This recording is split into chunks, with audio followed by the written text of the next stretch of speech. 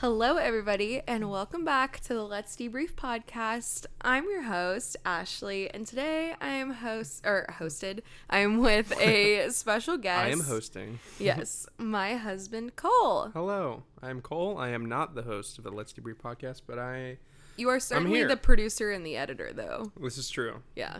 So even though you just kind of press play on the camera, and then, you walk out, I was going to say you're usually, I put that a little lightly. I was going to say, you're finally stepping in front of the camera this time. Yeah, this is true. We did Cape Pod with the whole crew.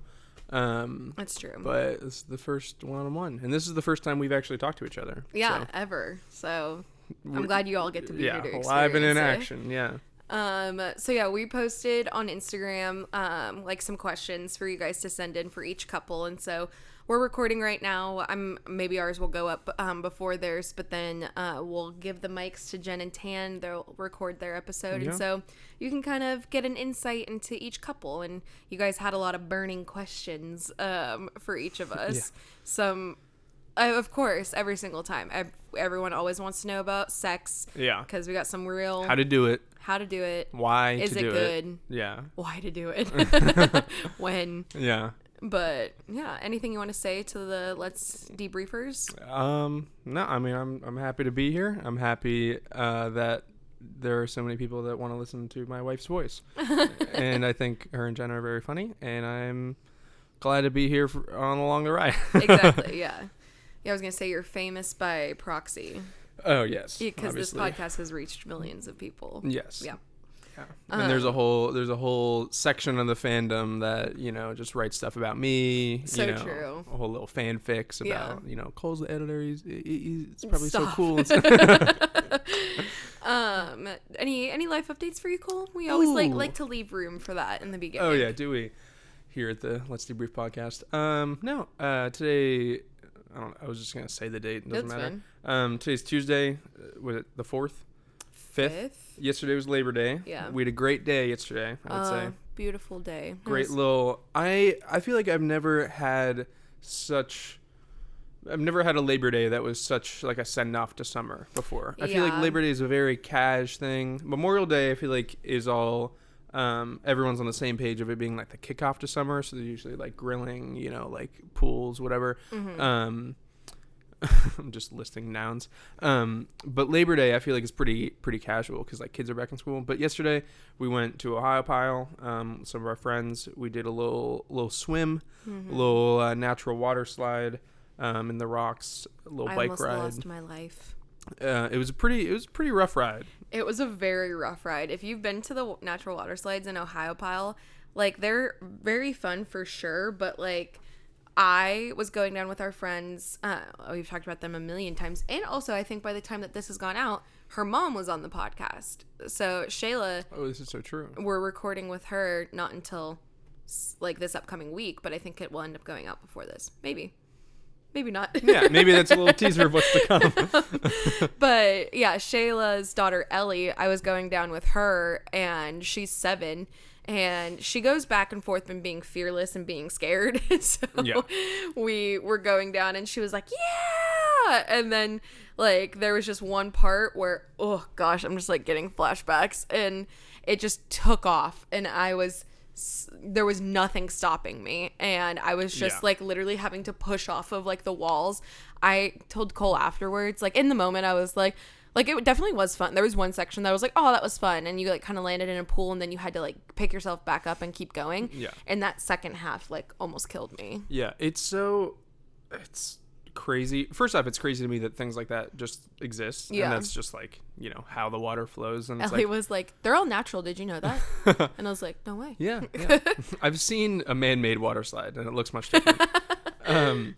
No, but it's literally, if you haven't been to a natural water slide, I'm sure you can do the math, that it's just a channel in the river of smooth rock where the water is running over. And you start off in the first section, feels real nice on your butt. We were cruising, yeah. It's the smooth, slippery rock. It gets a little deep at some spots that really get you going. But then, yeah, like the second half, I feel like the bottom was all like jagged and you're like bouncing around, and then it brings you around this curve and you're literally like heading straight for this rock, and you have to like push yourself off to like oh my gosh, not slam into it. Yeah. And it is really fun if you're up for that type of challenge, but it was definitely very stressful, you know, going with a 7-year-old, and she's just like, she's like just banging around on the sides, and meanwhile I'm like, I am going to get a concussion, like I'm gonna die.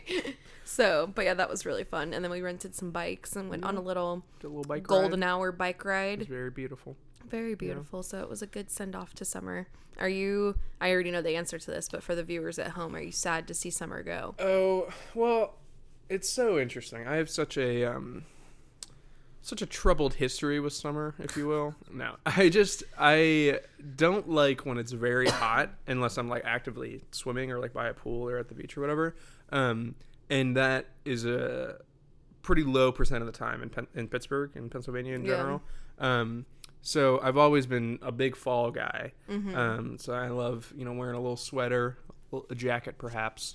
But yeah, I feel like we've had some really great times this summer. I feel like summer flew by. Yeah. Like, to think that when we went to Florida with Joe and Shayla on Memorial Day. Yeah.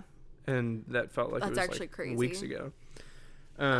But yeah, it was good. Because we also felt like last year, because we were planning a wedding, we were like, our summer wasn't existent, so we were we have to like make the most of this summer, which to be fair, I feel like we definitely did, but we traveled a lot. We weren't in Pennsylvania a ton. Yeah. So we were like, we kicked off in April. We were in California, then Florida, and then Cape Cod, and then Florida again. And was that it? Yeah, I think that's it. So maybe there was something else in there. We went to Philly for work, but yeah, I do love a good summer day like yesterday. It's like perfect. It's hard to beat. But when the majority of the summer is just like it being 90 degrees, and then you're just like, you know, at home and you're like working, or like you go into work or whatever, and it's just like disgustingly hot outside. Like it's another life update. We had church at the Point 2 days ago. If you are not from Amplify, if you don't know of Amplify, I mean, you've obviously talked on the podcast a lot about our jobs, but we have a yearly church service on the river at the Point.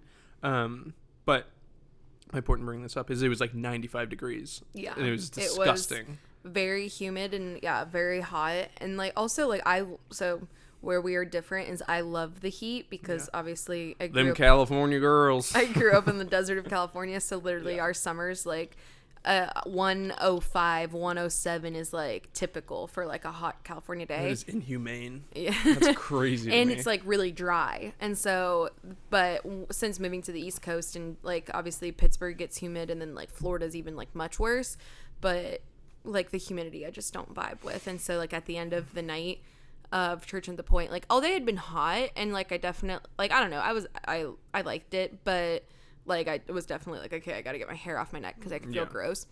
But at the end of the night, it was absolutely disgusting. Like, oh my gosh. And you're sweaty and humid, and these bugs are like flocking to you, and it was just. There were like, obviously we have, you know, the whole like production setup or whatever, and there were a bunch of lights there for the service, and there were just bugs like flocking to them, just so like all gross. Over it. I felt disgusting, but big win. 73 people baptized? 73 or 74, 70, something like that. Over which definitely 70. feels like our biggest baptisms. Yeah. I stood on the boat the whole time taking photos, and I was just like, oh my gosh, they just keep coming. Yeah, which is amazing. But I forget who I said. It might have been Peter.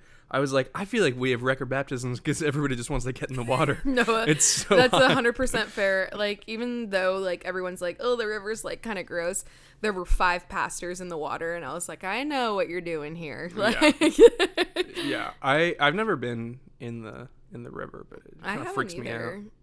Yeah, I don't know. It kind of freaks me out, but also like, that's a river. I've been in rivers before. Yeah. I don't know what secrets lie. I don't know. This year too, they were talking about like.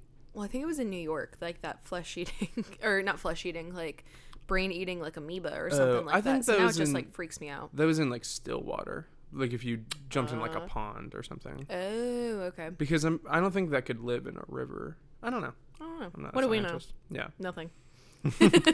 So listen to our podcast. All right. Well, we have a lot of questions. Yeah. We had over Let's 60 get something rolling. questions, and Yeah. a lot of them were like repeats and stuff, but we figure we'll just jump right on in. Okay. Let's start at the beginning.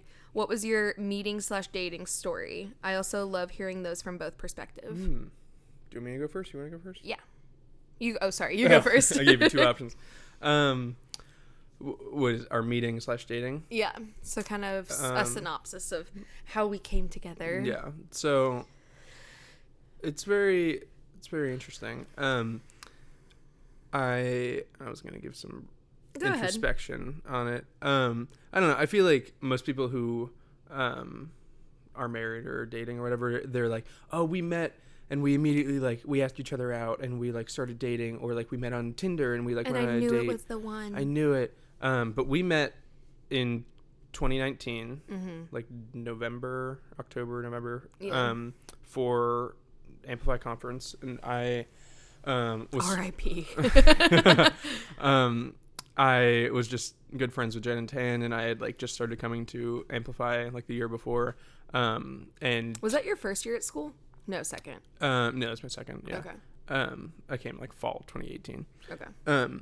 But so I had been attending Amplify for a little bit, and there was this conference coming up, and Tanner was like, hey, you want to help me shoot some video stuff? And I was like, sure. And then basically we met then because you were already friends with them and you were all working at the church together. And I was just volunteering, and then we met, and I was like, okay, cool, this girl runs social media.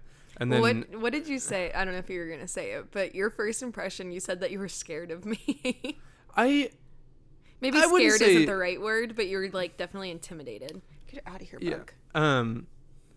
Yeah, I'll give some context to that. I definitely wasn't like scared of you, but you were just, I mean, now that I like obviously know you, like this is just the way that you are. You were just very like, hey, it's so good to meet you. Like I'm Ashley. Like, what do you do? You go to school? Blah blah blah. It was just like a whole. You were just very friendly. As a 19-year-old, you're just and like, oh, okay, hey lady, calm down. Yeah. Because I also didn't know that we were at Jen and Tan's house. I didn't know that she was going to be there. I was just like hanging out with Jen and Tan, and then you showed up, and you're like, so, yeah, that's dramatic. But anyway, we met then, and then the conference was like a couple weeks later, and we kind of worked together then, and then we didn't see each other for like months after that, because then it was 2020 and it was COVID. Yeah. Also, I would add, again, you're like talking both perspectives. Yeah, I also was like, oh, like he seemed nice. Again, it wasn't immediately like, oh my gosh, like Jen, you have to set me up with him. Yeah. But because he's a year younger than me, and I've never dated younger. 11 months. Yeah. I've never dated younger before, and so my sister is 2 years younger than me, and so naturally in my mind, I was like, is he dating anyone? He should like talk to Lou when she gets here. Or actually, she was already here that year. Yeah. And she was also going to Pitt. Yeah, and so I was like, oh, Lou and Cole should date. And it was obviously a very fleeting thought, but that was a real thought at one point. That is disgusting. Yes. Lou, I love you, but that is disgusting. Yeah. And then, so then it was 2020. It was obviously COVID, and like church wasn't happening in person. I mean, also you got a girlfriend in later that fall. Yeah, that fall I started, around then, and then like winter, started dating someone else from school. And then in like the summer of 2020, Tanner decided to quit church, step away to do their wedding video business full time.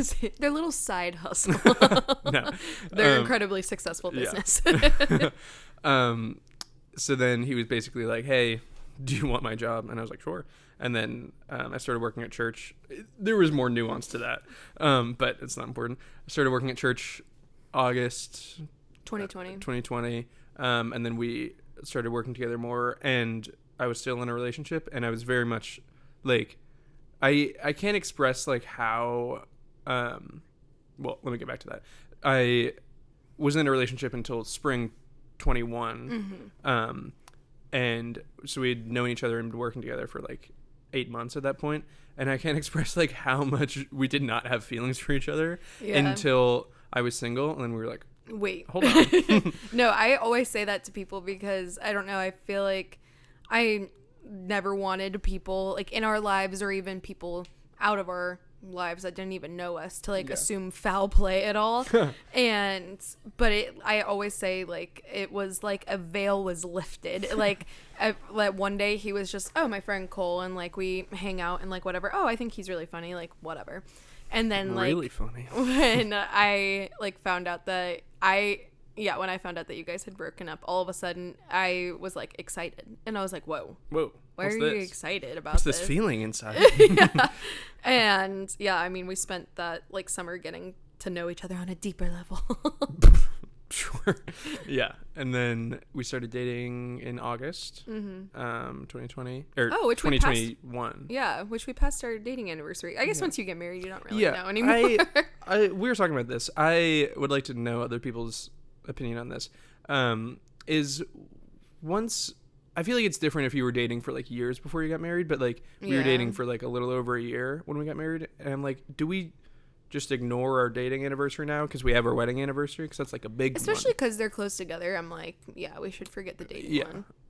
It'd be different. Like Jen and Tan, they were together for like years before they got married, and so it's like a different thing. I don't know. But anyway, we started dating August 2021. We could not leave each other's side. It was very convenient. All the things were working in our favor, I would say, for just, I don't know, connecting and stuff like that, because we worked together. I didn't have a car because I was in college, and you did, so you would drive me everywhere, you'd drive me to work. And we obviously had similar interests because we work together and do the same thing, and then we started shooting weddings together, and we had the same friend group. That was always my biggest fear. And like Tanner even would say like to me, I don't even know if he remembers this, but he would be like, okay, like you can't bring like some dud into the group, like they gotta mesh with the group, and anyone that has like an established friend group, if you're the single friend, like like pressure's on, the pressure's on, they gotta mesh well. And so I always I said to myself, like, I would have loved to date somebody that I was friends with, like, obviously, speaking in, like, the past tense. I was like, I want to be friends, like, with my husband before, like, we ever date or anything. And, like, Cole wasn't available for the longest time of us being friends, so it was just never, like, an option to me. It's not like, it wasn't like we both, it's just very different, because if, like, we were just friends and we both were single and it was like, oh, we finally realized it was like, no, we both were never thought of it, and then when it was an option, we were like, yes. It felt right. It was very natural.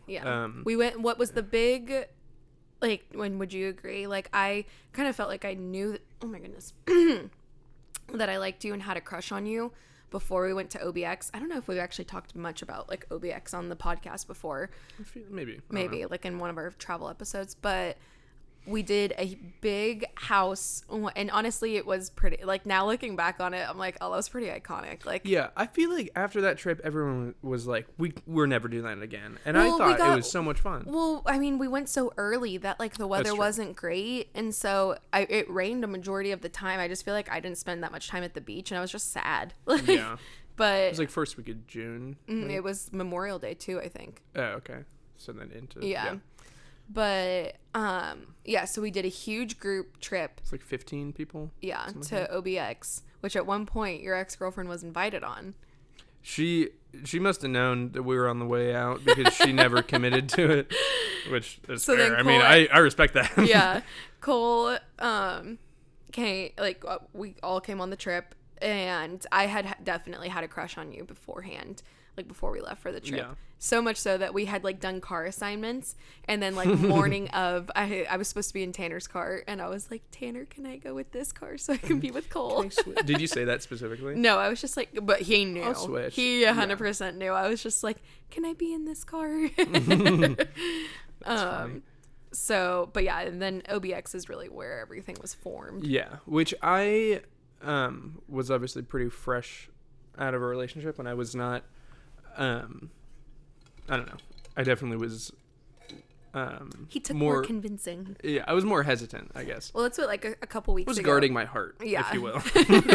Someone wrote in, it was the assumptions that, like, and I guess this, here's your answer, because I don't think we went into depth about it, but they said that you had to convince me.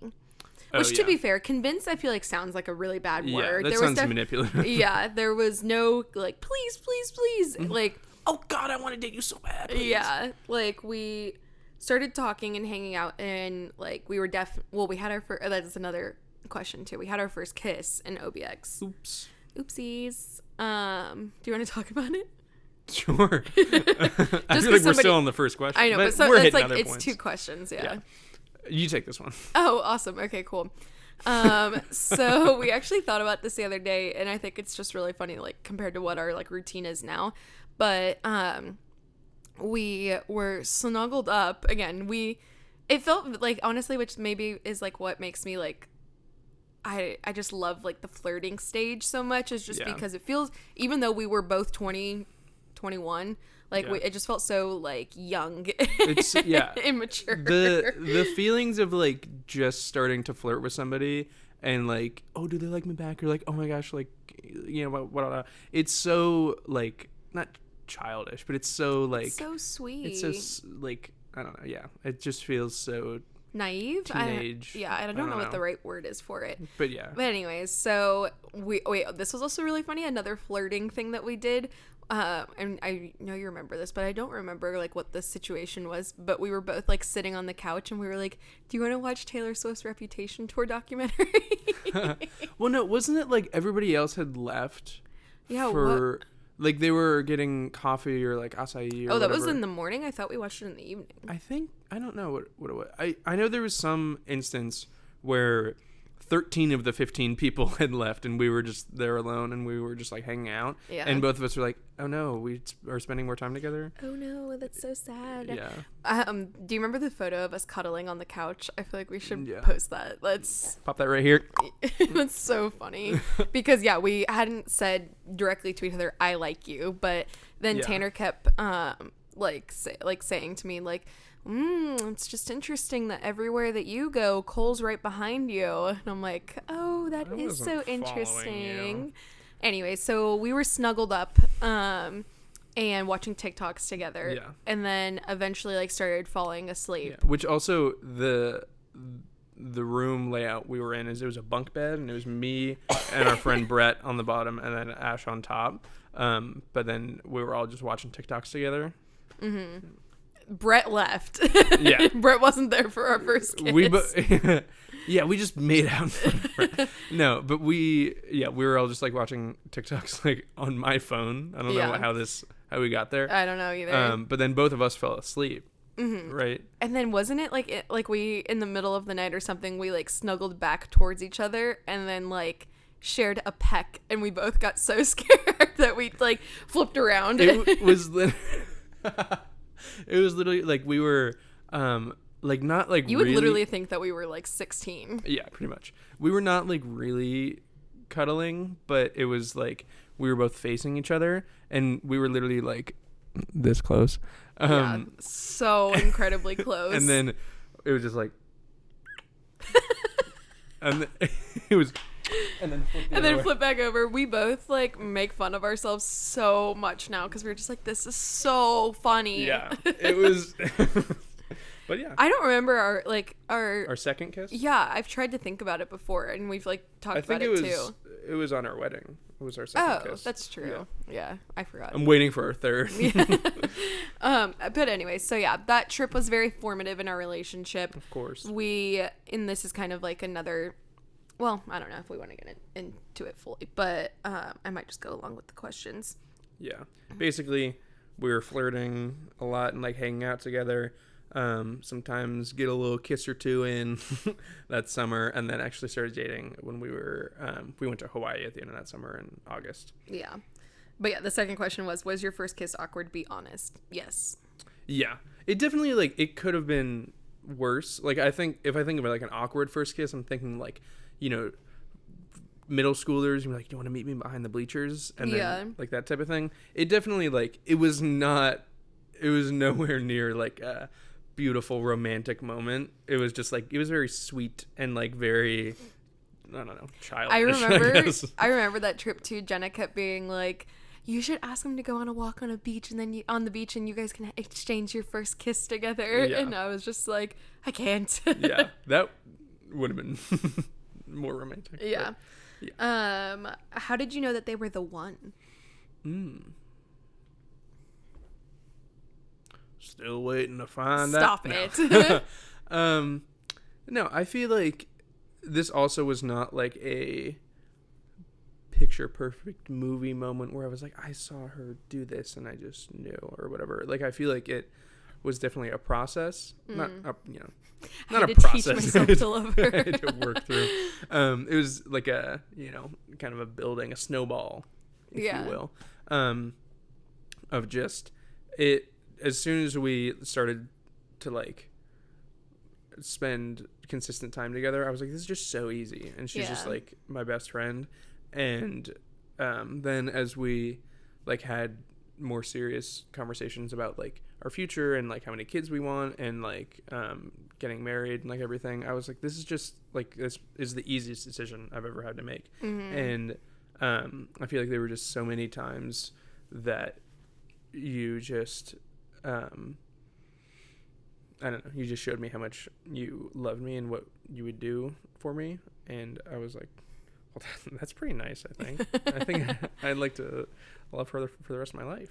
Well, that kind of ties into a question that we got a lot, and it's actually the next one, but why did you feel pressured to get married fast because of your faith, or why did we have like what was the wording on this one?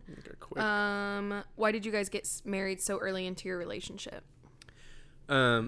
Yeah, I mean, kind of what I just said. Like, it literally was just like the easiest decision I've ever made, and we had like a serious conversation about getting married around January 2022, January, first couple months. Yeah. March, the whatever. First of the year. And so some of you might be like gasping, like we'd been officially together for only 6 months, but like flirting-ish like for 8 or 9. Yeah. And we were just like, so like, do you think you want to get married? Like, what's your timeline on that? Also, for life perspective, is I was living still live in the house, but like I had just moved back in with my parents because they're like, come home, save some money. And Cole was at school. Yeah. And yeah, so like I've been working at Amplify and doing photo, and so I was just more like, okay, like I'm good. Yeah. Like, yeah, it was just an interesting, like, not crossroads of life, but we were just like, yeah, I'll maybe say more on it later. Yeah. But it was just like, yeah, we were just talking about like, so you want to get married, and like what will that look like for you? And I was like, well, ideally I've always pictured like getting married in the fall. As I said before, I'm a big fall guy. But and then I don't know if you said it specifically like this, but you were like, well, we could like get married this fall. And I was like, that's pretty quick. Like, I don't know if we could like plan a wedding in that time or whatever. And then you were like, so do you want to wait a whole nother year until next fall, which we would be getting married like around in a couple months, like around now. And she said that, and I was like, no, like I feel like, and obviously no shade at anyone that does that. Yeah. There are people that I have a bride that maybe even listens to this podcast that's been engaged for over a year. By the time she gets married, it might even be 2. And it's like, some people want a long time to plan a wedding, and like we knew that relatively what we wanted, and we knew that it was going to be like kind of a close call figuring everything out, but once we started, everything kind of just fell into place. Yeah. And also, like, I don't know, it definitely is like a big stereotype in like the Christian community, and even like, Mormons and like, everything, of like getting married very young, because it's like saving yourself for marriage. But if I get married in 2 months, then I can have sex right away. And that was not at all like, a consideration for us for our timeline, I guess. Obviously we were like, we did not have sex before marriage, but we were like, yeah, I mean, that'll be nice, but that's not, the top of my list on how fast I want to get married. Yeah, and I feel like people might not believe you on that. Yeah, that's fair. But also, like we said, we just loved being together, that I was just like, being your girlfriend for another year just feels so lame. Like, let's just like be together. And so yeah. And yeah, like kind of like you said, like everybody has different timelines, and there are people that got married faster than us. There are people that are engaged for years, or like dating for years and then engaged for years. Like some of our best friends, Caleb and Chloe, just got engaged, and they have been dating for 4 years. They're going to be engaged for another couple before they can actually get married. But that works with their timeline. Yeah, exactly, because he's in med school and she's a nurse, and it's just like the way. Just providing so much detail. Their address is 1 2. I don't know, whatever. But yeah, with our careers and with our life path, we were in agreement on like wanting to get married, timeline on kids and how many kids and whatever, and like all of that. And we were like, why would we wait any longer to start the rest of our lives together? Yeah. And so also some things that, like, again, we at this point, it's been a few weeks, like we put out our faith episode. Mm-hmm. We obviously have faith, and we believe we believe in Jesus. And so we both were like, once we started talking about it, we started praying about it, and things just really started to kind of, like I already said, like snowball into place, where I like had told my parents like, oh, we're maybe like thinking about getting married, and they were like, okay, like we support you guys, like whatever you need, you just let us know. My mom mentioned that to my grandma, and my grandma was like, well, I've always had a ring set. And Cole, like I had sent Cole, like I feel like I want to give him some credit, like he didn't get like a cop out in this at all. Yeah, but I was gonna pay for a ring. Exactly. I had sent him a ring that like I wanted, and he like had it in his cart, and he was just like, maybe you could tell me like what ring size you are, like. And so I feel like you were days away from purchasing. Pretty much, yeah. And my grandma talked to my mom and was like, hey, I've always had a ring set aside for her, let me send you pictures. If she doesn't want it, like that's totally fine if it's not her style. Was it her grandma's or her mom's? Her grandma's, I think. So I feel like then my great grandma. Yeah. But so she sent me photos, and it was exactly what I wanted. Mm-hmm. So then it was like, well, we have this beautiful ring now for free. And so, and like the fact that it has family meeting too is really cool. Yeah. So then that happened, and then my parents were like, hey, so, again, I don't know where you guys are at, like, on this. Wait, can I say something on the ring? Sure. Before we move on? Also, it was like, so when did I propose? May 8th? 7th? 7th, I think. I played you like a fiddle a little bit. No. But we were going, her grandma's from California, again disclosing information. No, but we were going to California later that month. Mm-hmm. And like the next week, or after you proposed. Yeah. And I was like, she had obviously known about the ring, and I was like, well, like she doesn't want to, she's stressed out about shipping it and getting lost in the mail, so like I can't propose until after we go to California, and I'll get the ring from her like in person there. And Ash was like, okay. But little did you know, she shipped it. And I was stressed because I proposed on Saturday, mm-hmm. and it got here on Monday.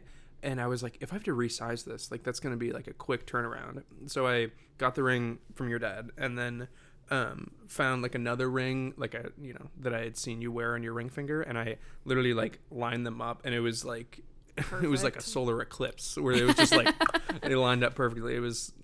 I couldn't have asked for anything better. And then it obviously fits you perfectly now. Yeah, so. It really does. When he like put it on, I was like, I think I even said to you like, did you have to resize it? And you were like, no. And I was like, thank what? God. Yeah. So yeah, anyway. It was perfect. Yeah. But yeah, so then my parents were like, we're thinking about moving to Florida, and if you guys are up for it, and like you are gonna like continue this, like talk about getting married and maybe get married in the fall, like we would love to like essentially leave the house to you guys, set you up for, like I've talked about a million times on the podcast, but like set you up for married life and everything, and like save your money and stuff. And so after getting a ring for free, and then now if like, because we like in like the Christian world too, it's like we believe in like not like living together before you get married, and I feel like the root of it really is like to not tempt yourself to have sex. Yeah. And like saving yourself for marriage. Which I also, that is definitely part of it. I don't know if that was entirely that was definitely part of it, but it wasn't like our whole thing. I feel like a big part of it is also just like saving some excitement to look forward to. Like, which obviously this is like a lot of people and that's fine for them. But us personally, we were like, if we were living together and having sex before we got married, then we just get married, and then it's like, all right, yeah, like the same thing. And for some people, like, that's fine, but and they're like, yeah, it doesn't feel any different, but like I'm so happy to be with them, and it's like, okay, like, cool, that's great. Yeah, and like I've said, I think early days of the podcast that like we technically lived together here before we were married for a few months with but like my parents and my sister lived here, and so it was just like the timeline of you having to be out of your apartment in Oakland and like being here, there was overlap, but it was like go get an apartment for 2 months or just sleep under the same roof as our family. my lease was up like end of July, and then we got married first week of October, and then we obviously moved like fully in like after our honeymoon, but yeah, it was like try to sublet a room for like 2 months when really we'd be together 24/7 anyways, so it just didn't make sense. Anyways, we broke the rules there, but but yeah, so then obviously we have this amazing house to start our lives in. So there was just like some things that popped up that we were like, okay, just a lot of confirmation. We believe in God. We believe God like speaks to us, and so it was just like, okay, I feel like we've prayed about it, and this is God clearly telling us that like I'm gonna take care of everything. Yeah. And so, and I mean, we're really rambling. Yeah. But yeah, let's move on to the next. I was like, I was gonna go into like the wedding, but I was like, I'll stay on track. Yeah.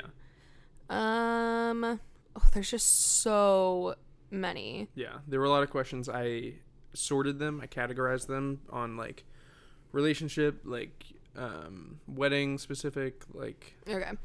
Whatever. Okay, so like we touched on this, and I've touched on it in previous podcasts. But someone said, Ashley, can you talk about being insecure in your relationship due to Cole's prior partner? How did you both overcome this? It's something a ton of people struggle with. Yeah. I was just gonna make a joke and be like, I didn't.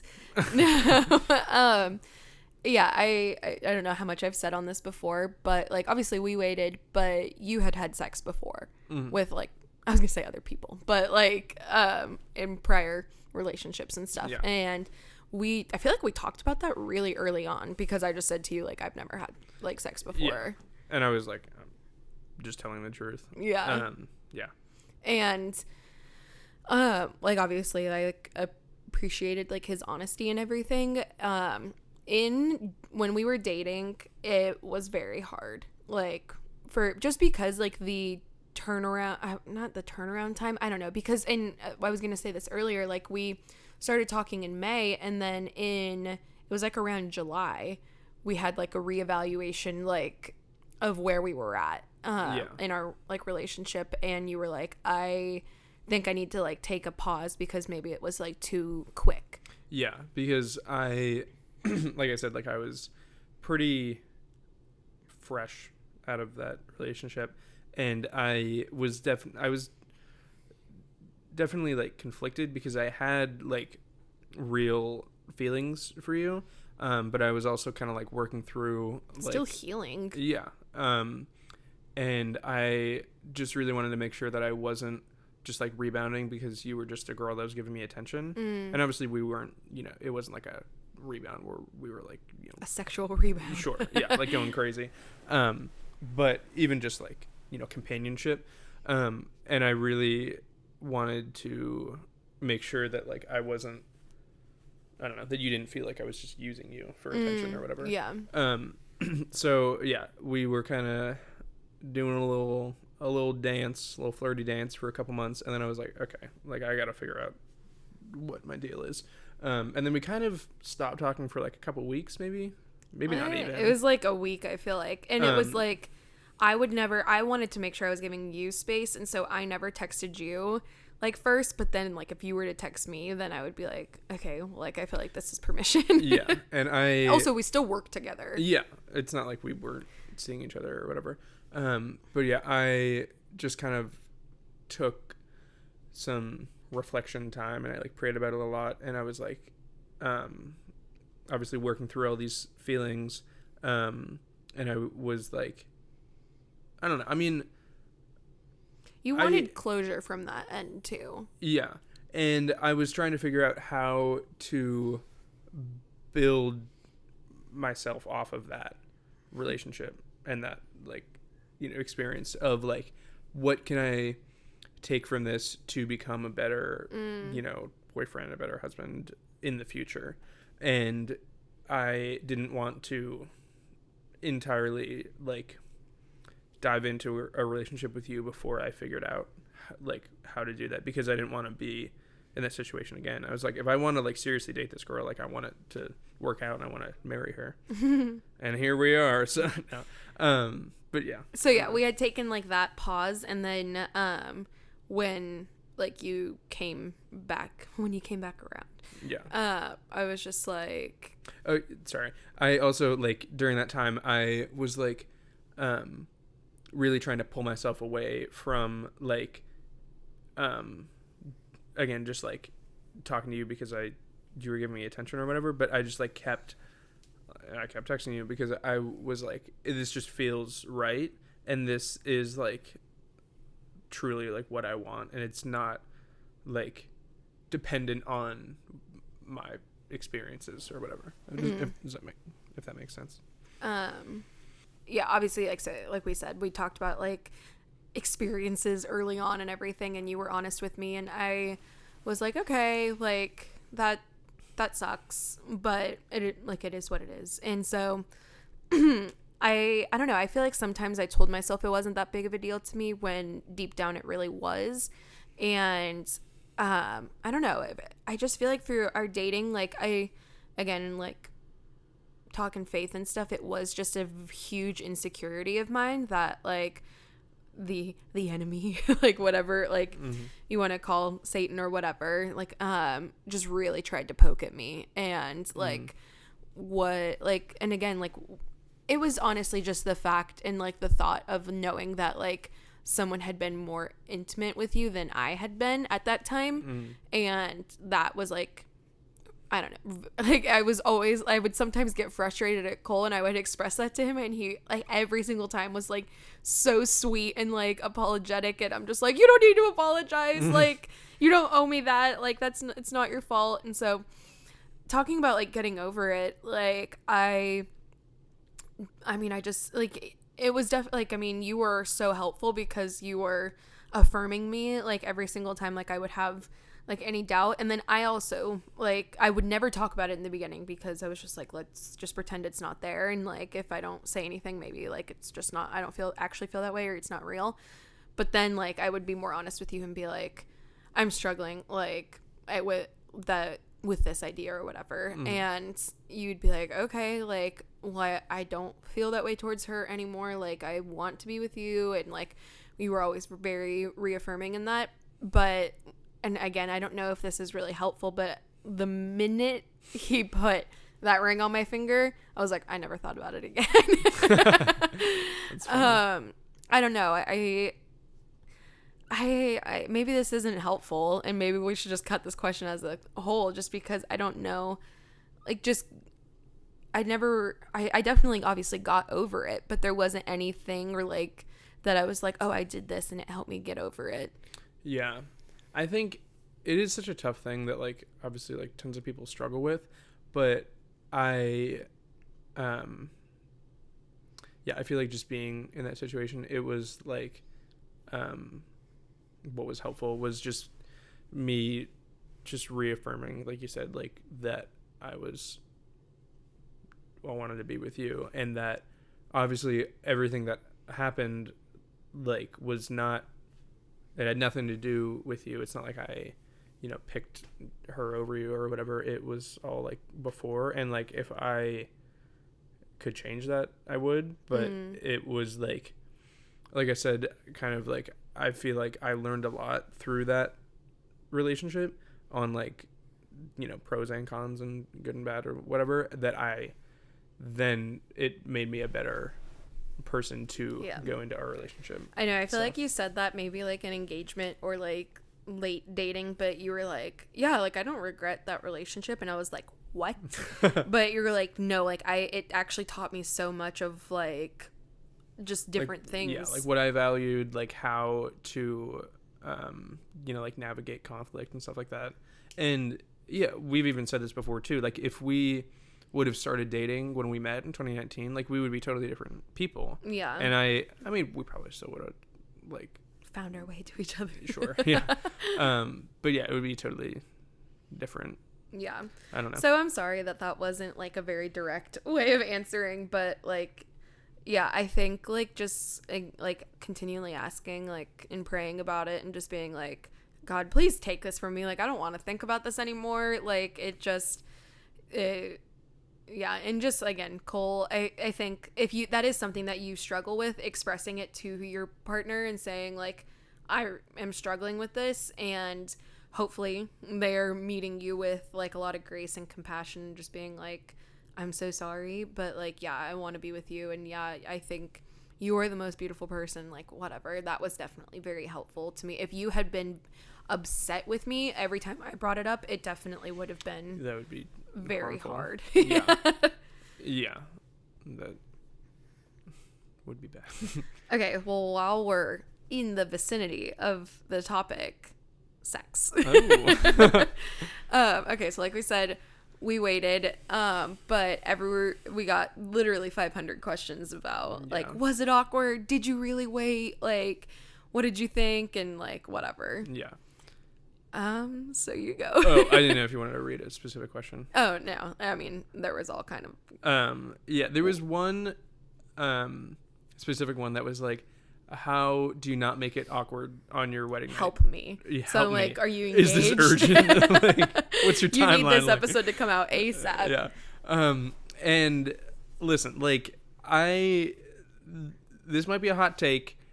I don't know if it is. People might laugh at me for this, but I feel like no matter what, for the most part, the first time you have sex at all, or the first time you have sex with someone, if you've done it before or whatever, it is not going to be great. The best ever. Well, yeah. we joke in our friend group that I like for like our wedding night to be like my first time. It was both the worst sex I've ever had, the best sex I've ever had, and the only sex I've ever had. And that's the thing is like it definitely was not.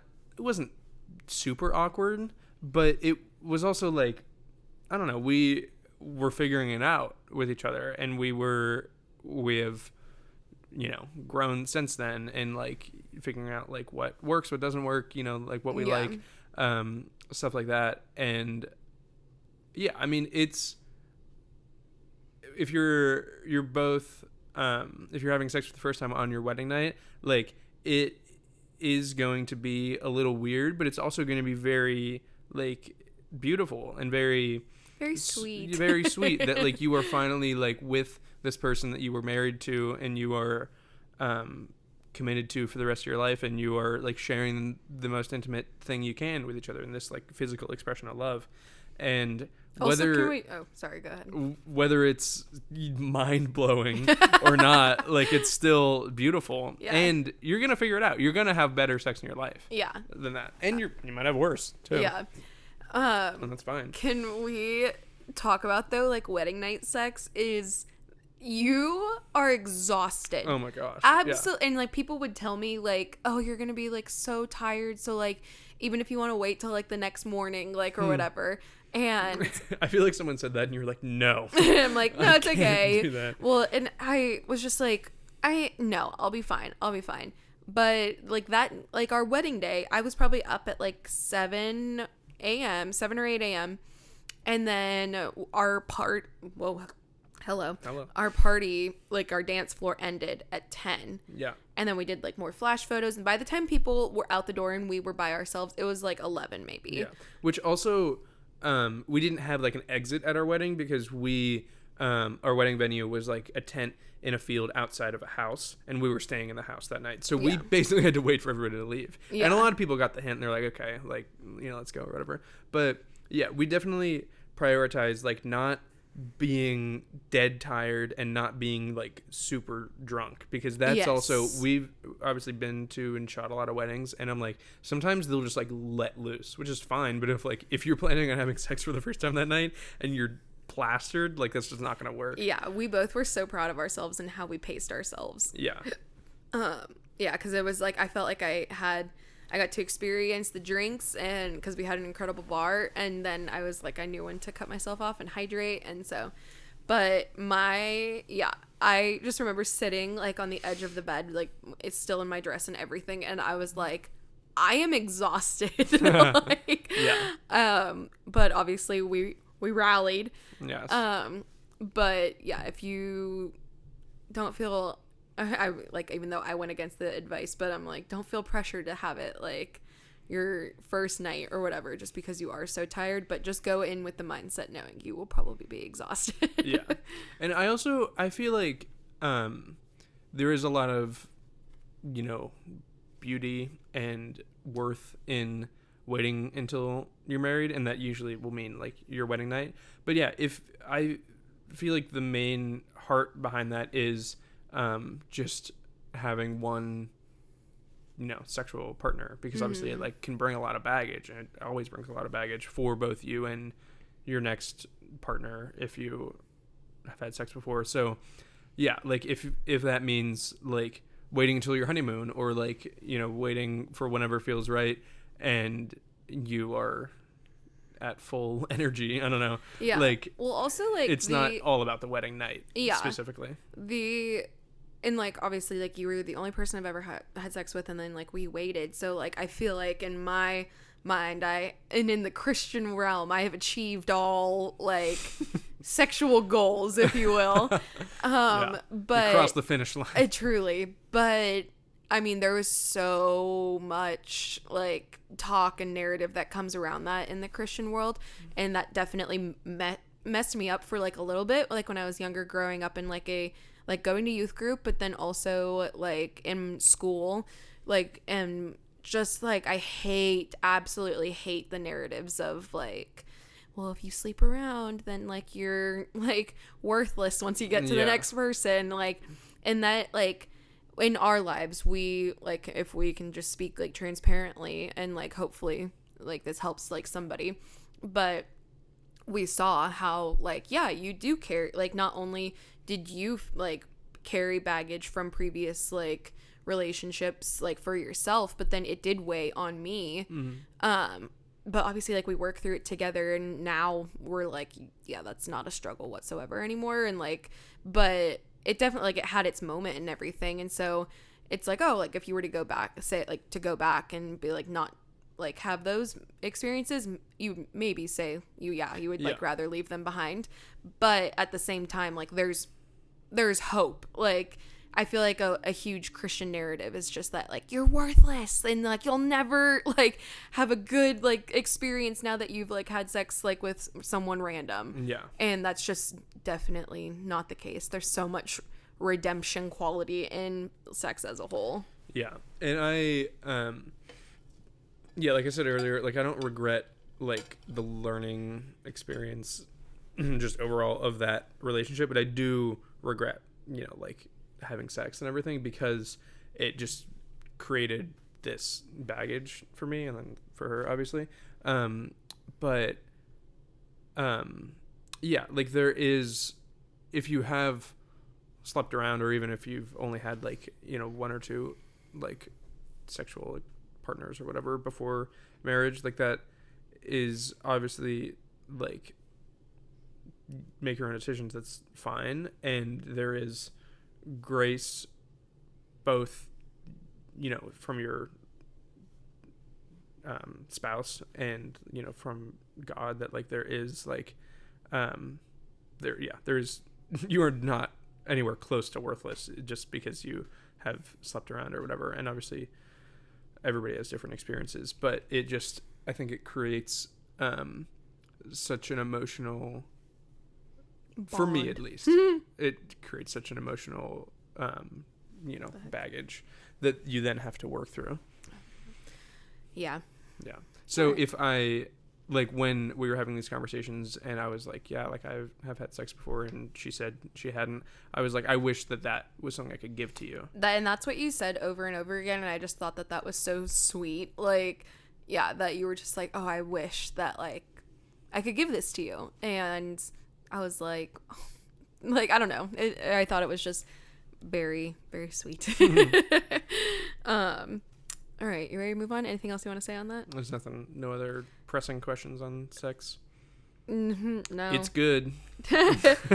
Figuring, and also I feel like, just like to close out the sex conversation, like I personally feel like we have really good communication through sex, and I feel like a lot of couples get like uncomfortable or like don't want to talk about it, or like, because it's just a very weird thing, like, yeah, and it obviously can be like a huge blessing like to a relationship as a whole, and then obviously like it brings children into the world and everything, and so, but it should be fun. Yeah. And if you're not having fun, you should be able to express that. Yeah, that's a good point. I definitely feel like there's such, especially in like movies and like everything, there's such like a cultural expectation that like when we have sex, it's like so hot and steamy, and like I simply must have you and whatever, and there's not like a lot of communication in that.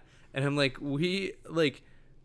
if you were married and you were having sex, like there's no reason to not make it the best that you possibly can, and say like, I would like if you did this more, I think this feels good, I think I don't like this, and whatever. And if you were like, if there's like a wall up of like you're not communicating all these things, then you were just stopping yourself, both of you, from having a better experience. Because I mean, when you're married, we're tied to each other, baby.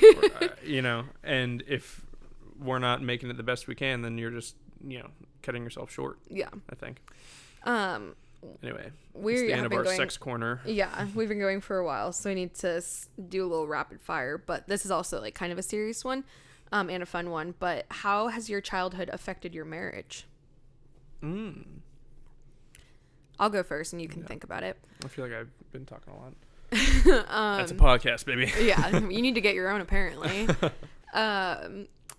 Obviously my mom was on multiple episodes ago at this point.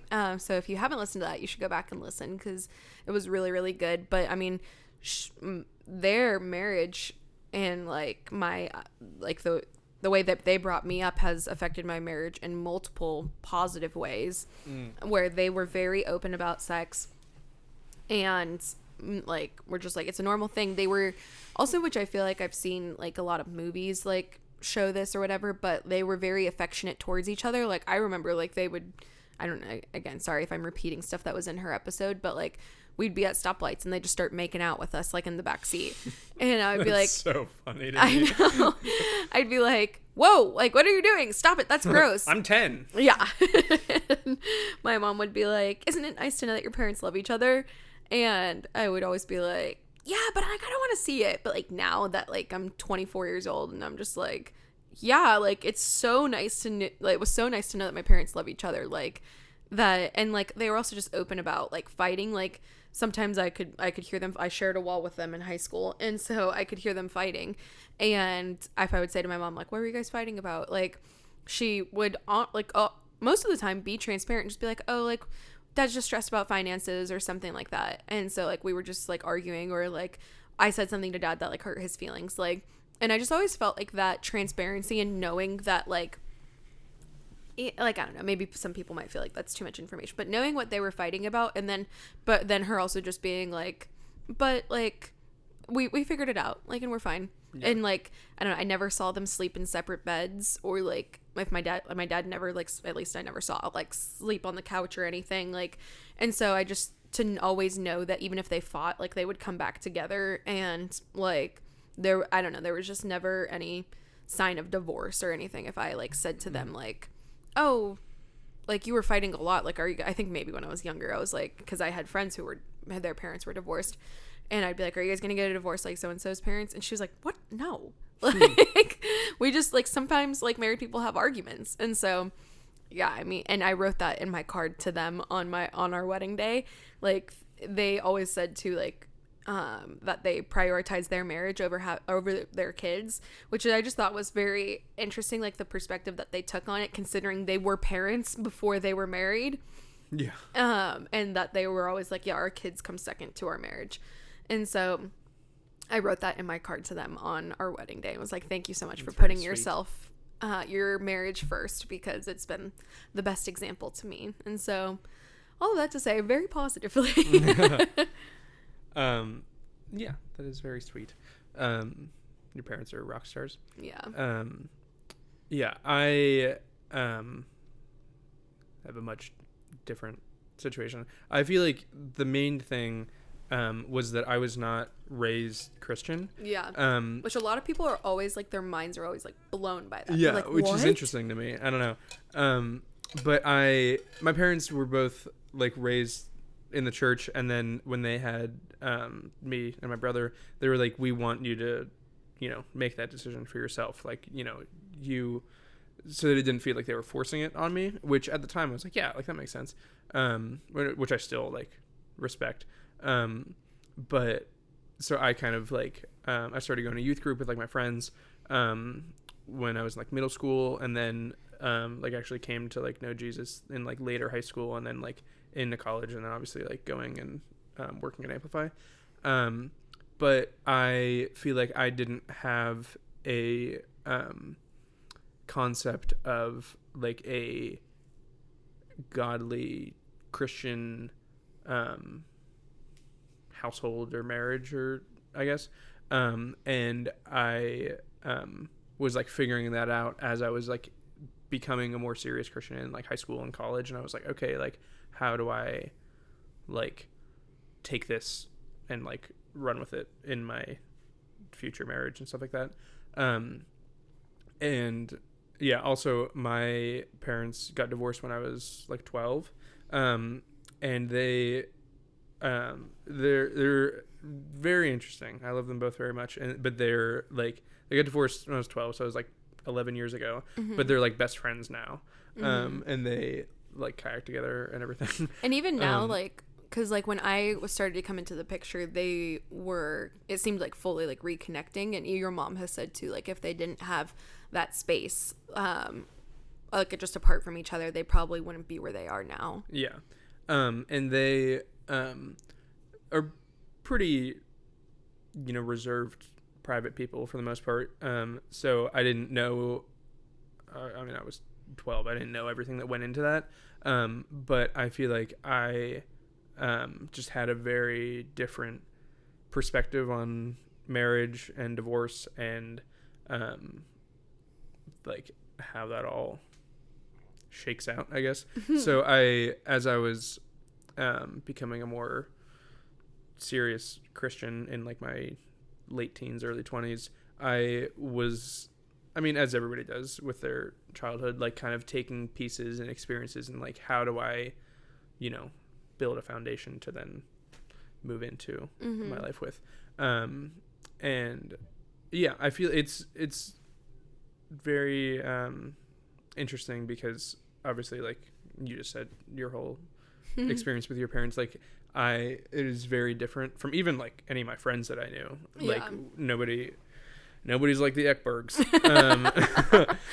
We all can't be. But yeah, it was just, I think there's a lot of value in like having different perspectives on everything. Like I feel like even if we were both coming from the same background, like we wouldn't have as much of a well-rounded like foundation into moving into marriage. Yeah, that's good.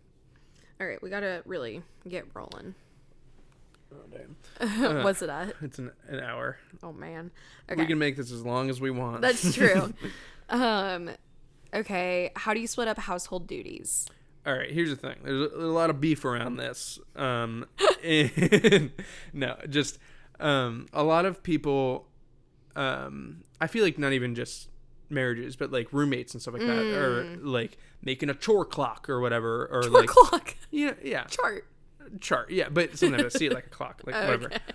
Yeah, that makes sense. Of like, oh, I do the trash on Tuesdays, or I do the dishes these days, or whatever. And obviously not everybody has the same outlook on it as me, but I feel like I'm just, even more so than you, I'm a very clean and organized person. Yeah. And I don't enjoy cleaning up around the house. I don't enjoy doing the dishes or stuff like that, but I enjoy it being done more than I hate the process of it. So I feel like when we got married, it was just like a natural thing that we both just kind of like pull the weight whenever it needs to be done. So we don't definitely, I feel like the only things that are like that have been like non-negotiable is like I cut the grass, I take the trash out, and you fold the laundry. Yeah. And I feel like that's pretty much it. Yeah, I feel like that's the only thing that really stays like consistent. vacuuming, dishes, wiping up, whatever is all just whenever.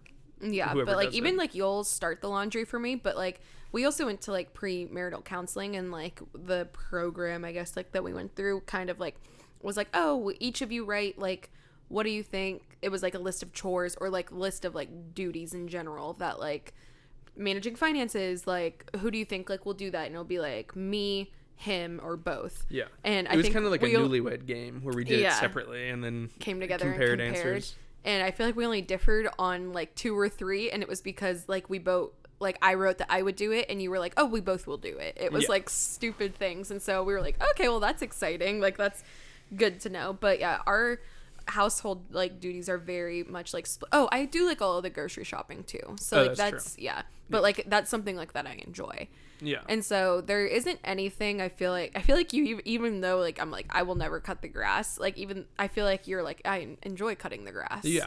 That's another thing that like actually doing it is like fine, but I just find it so satisfying once it's done. Like when grass like needs cut and there's like it's all, maybe there's weeds or whatever, I'm like, this is gross, but then if I can just it's so nice. Well, and also like I don't know, I try to romanticize as much of like the process of any like adult thing getting done. Sure. And so like for me, I'm like, oh well, if I place a Whole Foods order or if I need to go to Whole Foods, then I can go to a workout class before that, and I'll listen to my podcast on the way with my coffee, and then once I like, so I try to make it like a fun thing. I feel like you do the same thing too, like we're like, oh, I'll just listen to my podcast like while I mow the grass. And it's like a fun thing. So all of that to say, we don't really divide up, but there are some things that, again, it's not even like if I were to ask you to do the laundry, you would do it, but it's just kind of like tasks that we've fallen into where like it doesn't matter, one of us will start a load, move a load over, and then like I'll always fold it. But like as far as dishes go, I feel like 75% of the time you do it, because like we split a lot of like the cooking, but it is usually like a rule of like whoever cooks doesn't have to clean. And so like and again, it's not like because you're not wanting to cook, but I'll just be like, oh, like there's this recipe I'm doing tonight, like so you relax or you do whatever you want like while I'm cooking, and then you'll come into the kitchen to clean up. I feel like it all boils down to like when and I, like I said earlier, I feel like this applies for roommates because this is like a big fight between roommates. I feel like especially in like college when you're like figuring out how to be an adult. But what I feel like it boils down to is like you are equal members of the household and you should supply equal care and worth to it. And like we obviously we're here exactly the same amount and we use the same dishes and we get the same things dirty and we like all that in the laundry and everything. And I feel like obviously there's like ebbs and flows to that. Like if there's someone I don't know if someone is writing this for advice or they're just asking about us, but if someone in your household is working a lot more, then the other person will probably pull weight. Well, that's what I was gonna say. If like during wedding season, like especially I'm second shooting more, and like you'll be home, like you make a list for yourself of like things you'll accomplish in that day, and whether it's work related that like will benefit us, like whether like it's you making money or like doing a wedding video or something like that, or if it's actual just household chores, like you'll do it, which I always really appreciate about you is that like you don't really just sit back like while I'm at work or something. And I feel like it's just being an equal member in the home. All right, we gotta move on. How long do you think you'll work at the church? Like, well, thank you for asking. This is our notice. Katie wrote this in. Yeah. No, we both love our jobs so much, and the opportunities that we get, and the just like the life change that we see. Yeah. I feel like like we were saying earlier, like it's amazing that we got to Be on the front lines. Yeah, and like capture like 70 people being baptized the other day. Like that's amazing. And I feel like we get some opportunities to make some really beautiful art. Yeah. And I'm very grateful for that. But I don't know. I mean, I feel like when I got hired, we both got hired when we were like 20, right? Or were you 19? I was 20, yeah. I was 20. Okay. I was also 20 when I got hired. And it's like,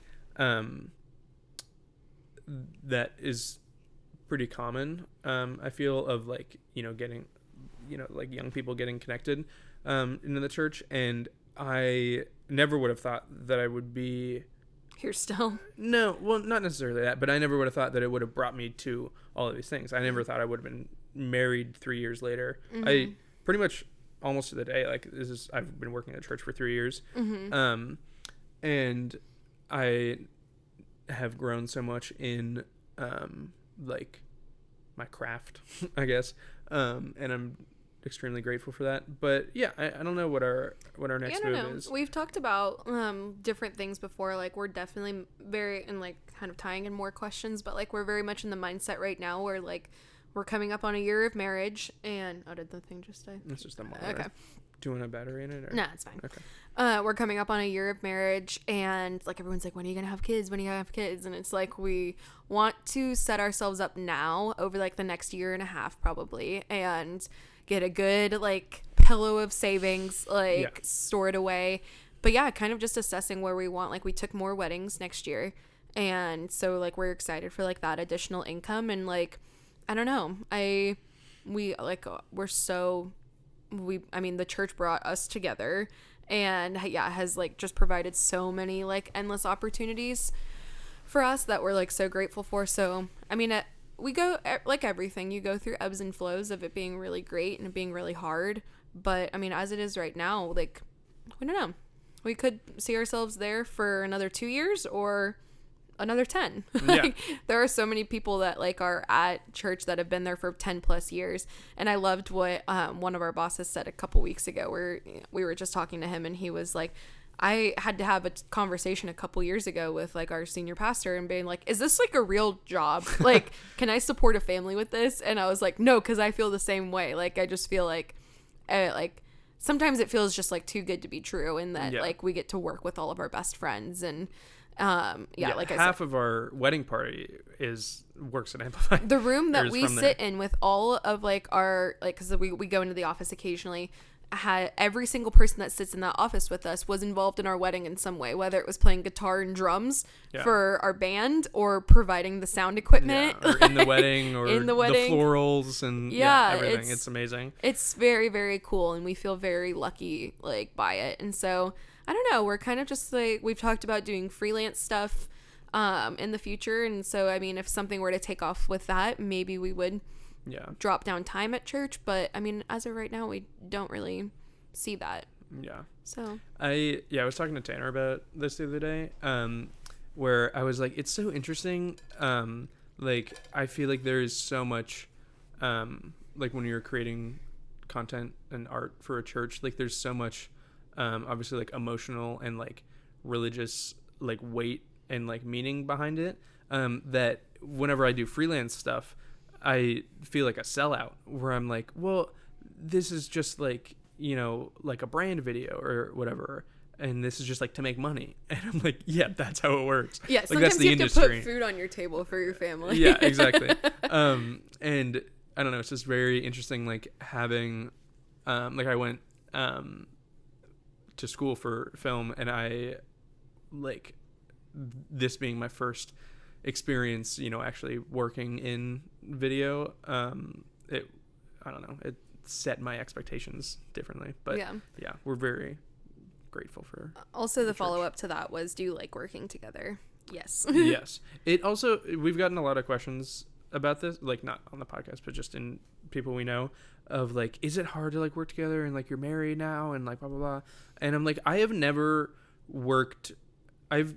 known Ashley not working with her. Yeah. And I've never worked at the church not working with Ashley. And there are so many couples at Amplify, and I feel like just in churches in general, that are married and they are either on like different teams or, you know, like they don't work together closely, but like we work together like very closely. Like we shoot everything together. Whenever I finish a video, I send it to you to post it and like all that type of stuff. And it's always been natural. Yeah, because we were first coworkers before we were ever anything else. And so, and we talk about all the time just like how lucky we are. I mean, we have one car and we don't need two because we go everywhere together. Yeah. And do we get sick of each other? No, like not a ton, but like there definitely are like times when I'm like, we both will acknowledge like, okay, I need my space. And someone also asked, like, again, we have to wrap up, but asked about like hobbies and stuff. And we both are like, fall is the time for the hobbies to come out of the woodwork. And so Cole has been painting a lot more, which he's going to start selling them. So follow him on Instagram. This is true. And so, just we both been trying to explore like what Ashley enjoys, what Cole enjoys, like outside of being Ashley and Cole. And so to try to make sure that we're still getting to know ourselves, but also staying in tune, just with ourselves and what like we want outside of like our relationship. But then I feel like every single time we take time, like maybe an hour to 3 maybe, to invest in ourselves, and then every single time at the end we're like, wait, I miss you, like come back. And so we just and really enjoyed being together. Okay. All right. You ready to get into wedding stuff? Sure. Which again, we'll make it quick, but, would you change anything about your wedding? This, I don't know if you'll agree with this. I think I said this the other day. If I could,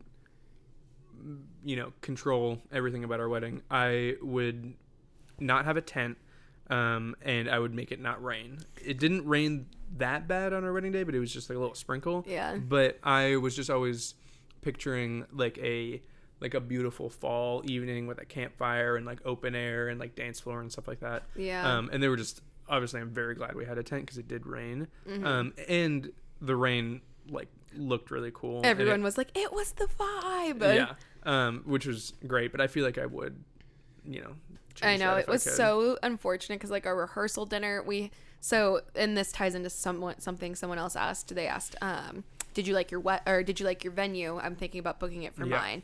Book it. It is so incredible. So I don't remember like the exact price, but essentially when we booked like 3 something. Yeah, and I think she's upped it since then, obviously. Okay. But it's more than maybe that. It was like 35. Yeah. And we got it for Monday through Sunday. Yeah. Or Monday through Sunday, please. Oh gosh. No, Friday through Sunday. And so we had our. I just agreed with that. Yeah, you're like and I was like, wow, that's a really good price. Yeah. We had our rehearsal dinner there, and so and it was just a house. It's a big house. It's called. If you also are thinking about it, it's called the Farmhouse at Sarver. Farmhouse Wedding and Event Space. Yeah, something like that. Look up those buzzwords and you'll find it, and maybe we'll also post it. It's not a barn vibe. It's called the Farmhouse, but it's like just a nice big house. Nice big house that definitely has like shiplap country vibes to it. Yeah, but she also doesn't care if you move stuff. So, we were very quick. Obviously with a 5-month turnaround engagement time, we're very stressed about a venue, and like I really just wanted an Airbnb and like wanted to bring everything in. And then I was texting Shayla, and I was like, she's like, is there anything I can do for you? And I was like, I'm very stressed about like a venue. Can you help like look for places? And she was just so incredible that she like reached out to so many different places and was she like did a lot of work for me. And she was like, hey, like I just found this place. It's called the Farmhouse. And I was like, oh, like, okay, like again, based off of the name. And then she sent me the link, and she said that they're available for your date. Like, do you want me to like give her your number? And I was like, yes. And like I looked at the photos and I was like, oh my gosh, this is incredible. And so it was like basically they just renovated this house and on this like huge property, and they like you can rent the house for like the weekend, and then you basically have to bring in everything yourself. Yeah, but they like leveled a part of the field for a tent, like a tent pad thing. Yeah. So we had, how big was our tent? It was pretty big. Oh, I have no idea. Yeah, whatever. I think the whole thing's like 40 feet by 80 feet. We'll post some photos. We talked about our weddings too in like a previous episode. I don't know how much we dove into like the venue and stuff, but yeah, we absolutely loved. Amazing. Yeah, we got to stay, like I said, the whole weekend. Me and the girls stayed there Friday night. Cole and I stayed there Saturday night, and then we had to be out by like Sunday afternoon. And it was just absolutely perfect, and just our like the weather was like. It just kind of sucked, like, because it was a very outdoor based wedding, and so it just like was a little unfortunate, but the ceremony part was beautiful. It rained a little bit more during cocktail hour, and then after like the rain and cocktail hour, it stopped. So like it wasn't people were still able to have a fire. It's not like it was like an ongoing thing. Like, it wasn't pouring or anything. Yeah, but I wouldn't change a whole lot. Like only a year later, I was like holds up. Best party I've ever been to. So. Yeah, our dance floor was pretty iconic. If you are in the Pittsburgh area and you need a DJ, book DJ Andrew Smith. He was incredible. Amazing. Best tips for affording a wedding in today's age. I feel like we can't entirely speak to this because your parents paid for pretty much all of it. Yeah. Which is, I don't know, a common thing. But if you are not obviously in that situation, we're very grateful for that. I feel like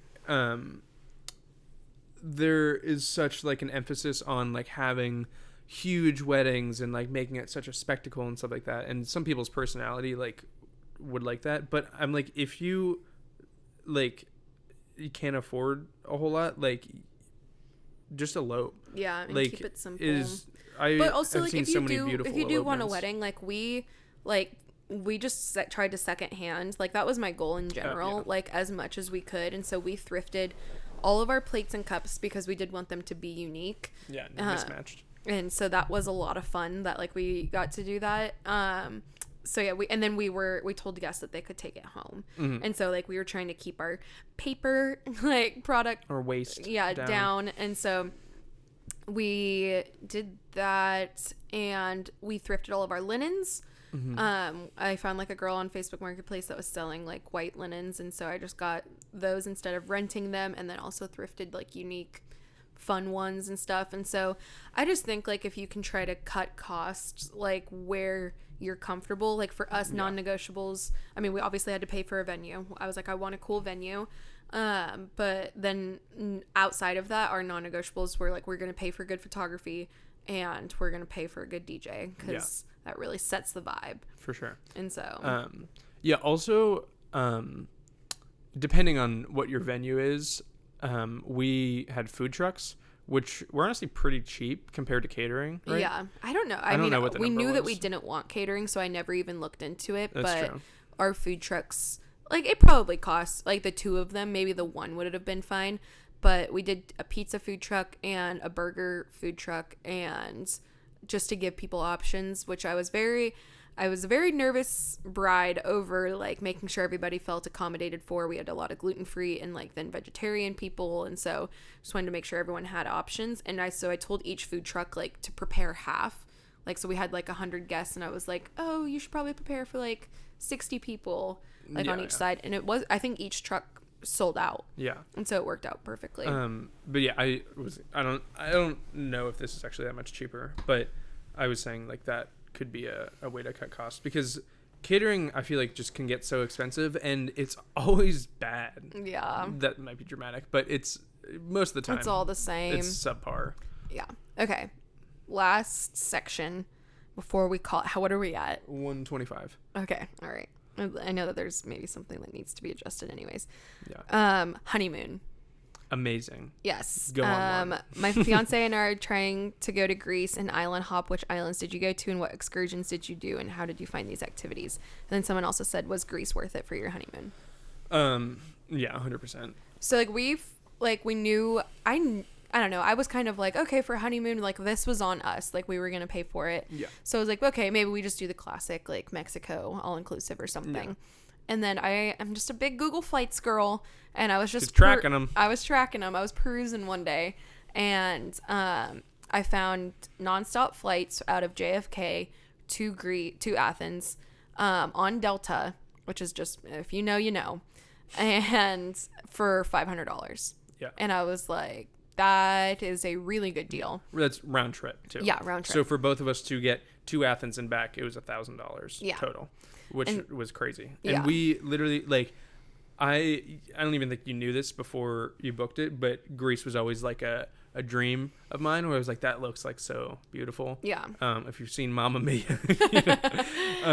But she was like, we hadn't even thought about it until you found these flights, and you're like, you want to go to Greece? And I was like, yeah. Yeah.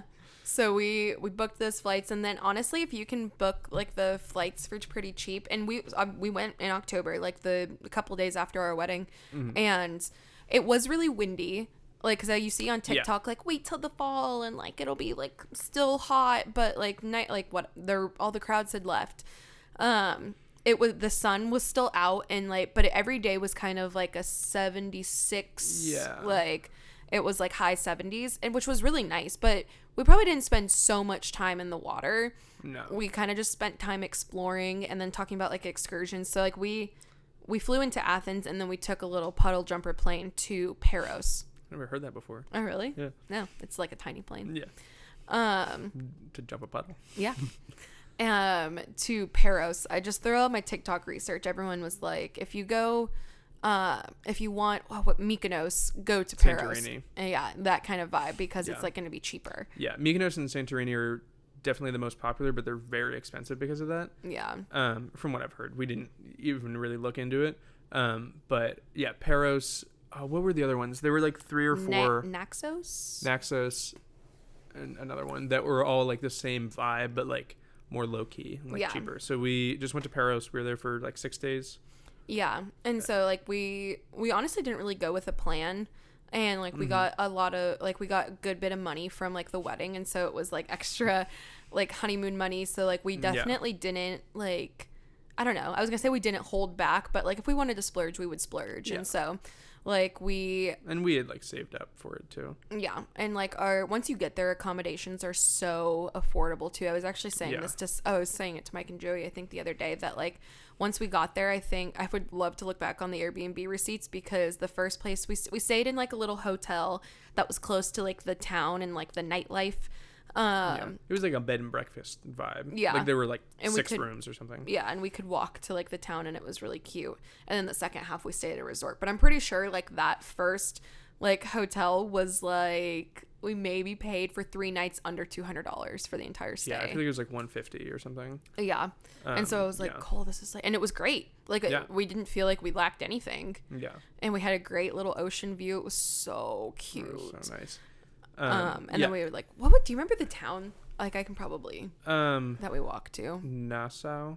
Yeah, that sounds about right. Yeah. I don't know if I'm saying that right, but yeah, and the food, obviously, like pretty much all the food in Europe is just better than America. But it was amazing, and it really was not that expensive. Like it definitely wasn't like dirt cheap. I feel like it was pretty on par, because also like a euro is a little bit more than a dollar. I think a dollar is like 1.1 euros or something. Yeah, they're pretty closely related. Yeah. So the dollar's a little bit less. But yeah, it was amazing. And then we went to the resort, which is on like the other side of the island. Oh, we also rented an ATV. Oh, that was amazing. A lot of fun. Yeah. We drove that all around. We found a pottery class on Airbnb of the sweetest woman I've ever met. Which was very, we were there for like 4 hours. That was incredible. And then we found a beach club. Like we really just we rented the ATV without any direction and just started driving, because like it's just a tiny island. You're like, I'll figure it out. It probably, in a car, it would take like half an hour, 40 minutes to drive end to end. Like that. Really? I'm guessing. I don't know. Maybe.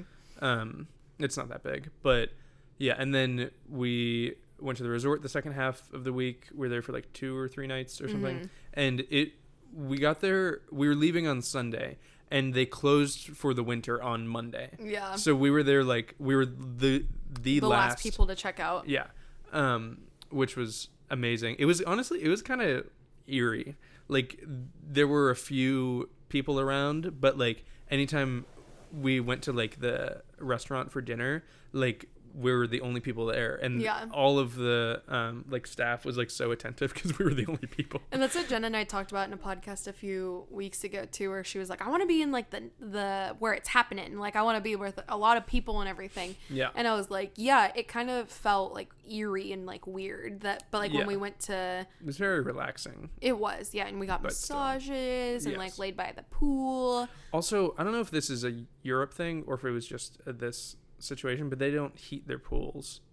Oh. That pool was freezing. Oh, yeah. Yeah. I don't know. I've never thought of it to be a Europe thing. I don't know. Maybe that's baseless, but that pool was not heated for sure. Oh, also because we were like checking in at, like the last people of the season, they gave us an upgrade to a suite. A suite that was really nice. It was very nice, and like nice little deck. It was beautiful. It was beautiful. So I mean, we are planning right now to go back to Europe next fall. Mm-hmm. We're looking like at September. And so my biggest travel advice is just go on Google Flights, and the travel schedule or like the flight schedule isn't that far out yet into next September. But go just type, all you have to do is like type in like where you're going to fly out of, and then you can even just hit search and it'll show you like the cheapest time or the cheapest places to fly to and like show you dates and everything. But that's basically how I found these flights. I was just like, I think I said like New York to also fly out of New York. It's always going to be cheaper. If you're looking out of Pittsburgh, it's not going to be that cheap. Yeah. But I like fly out of New York and then just like Europe. I was like, I would love to go to Europe. Like I'll see like what we can get. And so finding those flights was a godsend, and we had the best time. Yeah, and this was even before we were in the credit card point game. It's true. Yeah, right now we're in our grind, saving our credit card points for our trip next year. Yeah. Yeah, I was trying, this is a real estimate, but I was trying to do the math. I feel like total, what did we spend on Greece? Like 2,000? It might have been maybe like food and like excursions at the end of it, and we're probably looking at like 25. Yeah, which is like, it's a decent bit of money, but that's not insane for a week in Greece. Yeah. Like when like maybe beautiful. Mexico would have cost you the same amount, and you're like, okay, like I'm in Mexico. Yeah, which Mexico's great. Like we've been there twice now, but it's obviously like a much different vibe. Yeah, everyone was so kind, and yeah, it was like there were parts of it that were definitely relaxing, and like we also had fun, but like that's kind of what we wanted. We wanted like an adventure filled portion and then a relaxing portion. Yeah. And we definitely got that. And so we had to, it wasn't like an all-inclusive where you're just like, all right, here's my money, and like you'll bring me drinks and like whatever. Yeah. It definitely was like we had to put in the work to figure it out. Yeah, which honestly, I think you already said this, but like we found out so much stuff just from TikTok of just like Peros recommendations or whatever. And it was like the TikTok text-to-speech voice of like, must go to restaurants. Yeah, literally. Yeah. Yeah. All right. Well, we could clearly keep talking for hours on end. We barely scratched the surface. Oh, and Jen and I also they also have a ton of questions, so it might need to be a part 2 at some point. But this was a little get to know Cole and Ashley Zimmerman. Obviously, you know me very well, but get to know the man that edits every single week, and I also spend 24/7 with. So yeah, that's true. What did you think of your first? Well, I guess this is your second podcast experience, but it's my first co-hosting one. It was good. I mean, I don't think I could host a podcast with anybody else. Oh. But yeah, it was great. And obviously, this was not hard to talk about because it's just our life. Yeah. All right. Well, I love you. So I love you too. I hope you like the sound of my voice, and Jenna will be back next week. Yes, Jenna will be back next week. We love you guys so much. Have an amazing week. I don't know if there's any at this point. I don't know when this episode's going up, so we got a big backlog. Yeah, I don't know what details I need to tell you about anything. I know that for sure the picnic has passed at this point, so I'm sure it was incredible. Yeah. But yeah, all right. We'll make sure you're following us on Instagram, TikTok, YouTube, all the things. I love you guys so much, and we will talk to you next week. Bye.